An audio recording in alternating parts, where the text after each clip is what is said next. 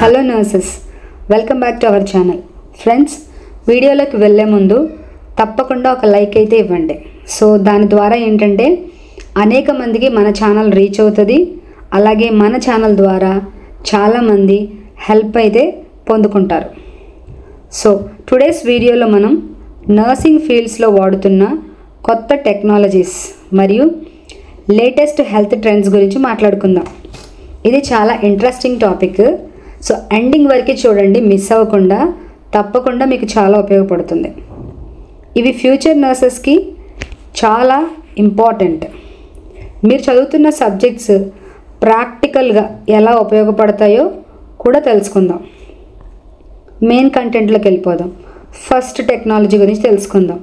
ఇది digital health and tele nursing. మీరు వినే ఉంటారు. ఇప్పుడు ఎక్కువ హాస్పిటల్స్లో టెలిమెడిసిన్ సర్వీస్ రన్ అవుతున్నాయి.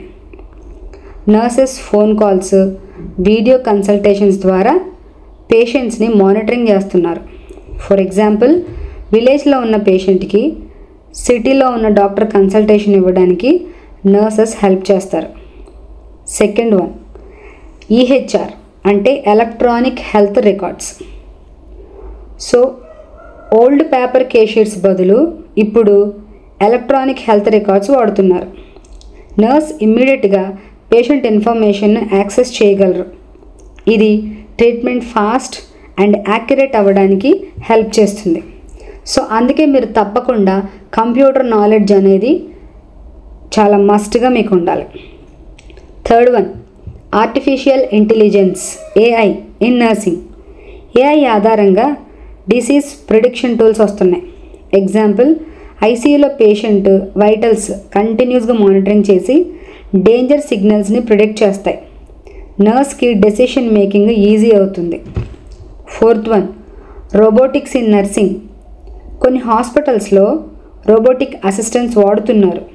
ఇవి మెడిసిన్స్ని సప్లై చేయడం, పేషెంట్ని లిఫ్ట్ చేయడం, క్లీనింగ్ సపోర్ట్ ఇవ్వడం వంటివి చేస్తున్నాయి.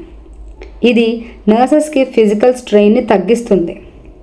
Fifth one, wearable health devices అంటే స్మార్ట్ వాచెస్, ఫిట్నెస్ బ్యాండ్స్ ద్వారా పేషెంట్స్ హెల్త్ మానిటర్ అవుతుంది.